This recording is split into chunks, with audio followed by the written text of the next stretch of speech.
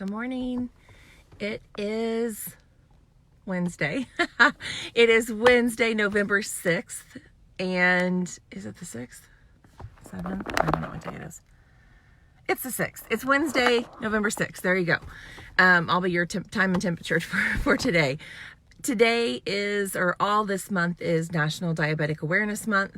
So the entire month of November, I've been trying to come on here live. It's only been 6 days so far, but so far we're 6 days in and we're still growing strong. So I try to come on here every day and I'm going to share something about either our journey, Molly's journey, a fact, a story, something about type 1 diabetes in order to raise some awareness. I realize as a mom, the amount that I can do for Molly to make a difference really is very small. I mean, I can be there physically, but I can't really shift the world, or so I thought. So my goal in doing these is just to raise some awareness and to spread some understanding and compassion about the disease so that Molly's world will be met with more understanding and compassion when she's out there in the wild. So today what I wanted to share, yesterday I kind of shared about my emotional cost with type 1. And so today I want to share a little bit about Molly's emotional cost with type 1. And of course, I can't speak for Molly directly. I'm not inside her brain. I just can tell you from conversations that we've had, and as being a parent, you know, you're kind of intuitive to things with your children. Molly is a rock star when it comes to her type 1. She truly is. She chooses joy over complaining. She chooses positivity over negativity.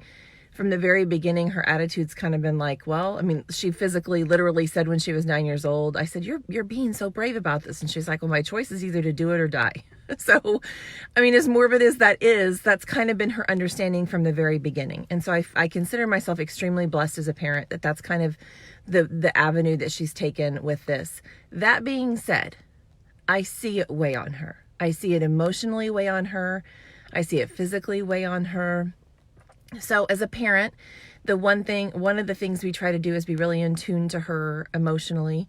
Sometimes when she comes home and has had a bad day, there's more to it than just being a teenager and having a bad day. She's exhausted, she's tired, she's frustrated with her blood sugar, she's frustrated messing with it. And so sometimes when I see that frustration in her, I kind of have to read a little bit more into it, kind of ask more questions and see where she's at. So we try to be very cautious around her emotions. Cautious isn't the right word. Aware, I guess, and ask deeper questions, and just try to find out the root often of what the real problem is. I mean, for her to have a bad day, that's one thing. We all have days that we wish could be better.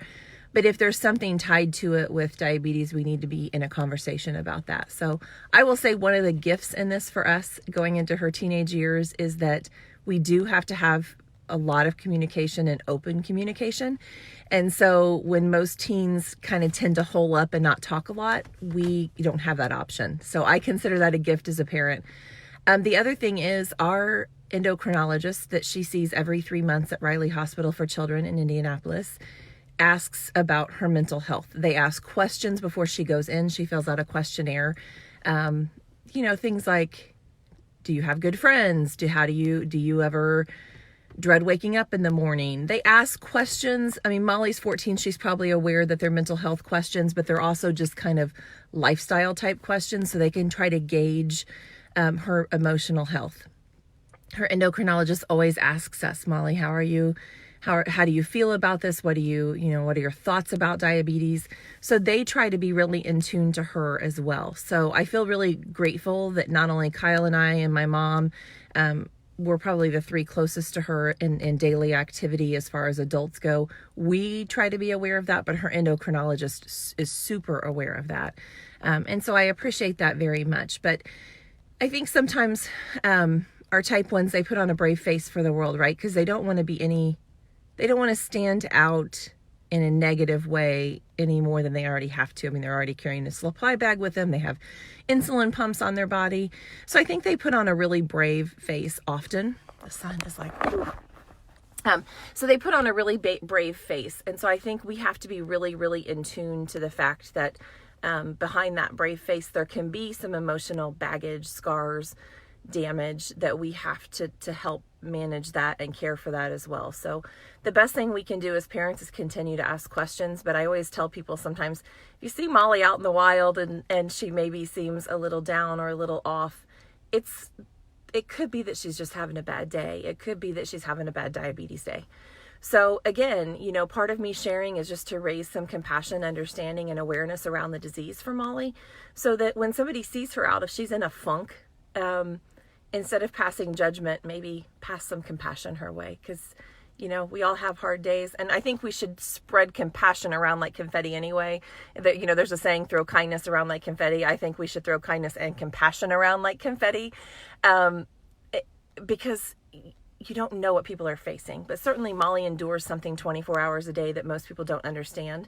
And so that's why I come on here and share, because I'm hoping that you will be part of our tribe to love and try to understand Molly, to be aware of her medical needs, and just to advocate for her and for us in this journey. So I'll be back on here tomorrow. I don't know what I'm going to talk about tomorrow, but I'll find something to tell you about type 1. And I just ask that you continue to fight with us until type 1 is type none. Happy November. Happy Diabetic Awareness Month. And I thank you sincerely for following our journey with us and loving Molly enough to learn beside us. So have a great day, and I will talk to you tomorrow.